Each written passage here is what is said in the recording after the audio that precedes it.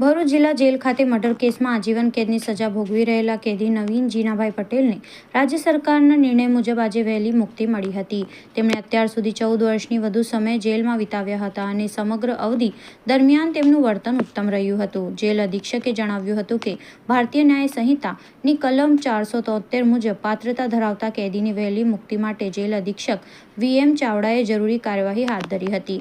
સંબંધિત અધિકારીઓ અને જેલ સલાહકાર સમિતિ પાસેથી હકારાત્મક અભિપ્રાય મેળવી સરકારને દરખાસ્ત મોકલવામાં આવી હતી. રાજ્ય સરકારે બાકી રહેલી સજા માફ કરી તેમને મુક્ત કરવાનો આદેશ આપ્યો હતો. જેલ બહાર આવતા જ નવીન પટેલને મળવા તેમના પરિવારજનો અને સ્નેહીજનો હાજર રહ્યા હતા. લાંબા વિરામ પછી મળતા લાગણીસભર દૃશ્યો સર્જાયા અને ખુશીની લહેર જોવા મળી હતી.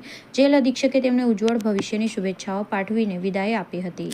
હું ઇન્ચાર્જ અધિક્ષક વિનોદ રેમ ચાવડા આજરોજ ભરૂચ જિલ્લા જેલના પાકા કેદી નવીનભાઈ જીણાભાઈ પટેલ, જેઓને 14 વર્ષ પૂર્ણ થતાં ભારતીય નાગરિક સુરક્ષા સંહિતા 2023ની કલમ 473 મુજબ વહેલી જેલ મુક્તિની કાર્યવાહી કરી સંબંધિત અધિકારીઓના હકારાત્મક અભિપ્રાય મેળવી જેલોના વડા ડૉક્ટર શ્રી KLN રાવ સાહેબના હકારાત્મક અભિપ્રાય સાથે સરકારશ્રીમાં દરખાસ્ત મોકલી આપતા સરકારશ્રી દ્વારા મજકૂર પાકા કેદીને જેલમુક્ત કરવાનો હુકમ થતા મજકૂર પાકા કેદીને આજરોજ જેલમુક્ત કરવામાં આવેલ છે. મજકૂર પાકા કેદી આશરે 15 વર્ષની સજા ભોગવી ચૂકેલ છે.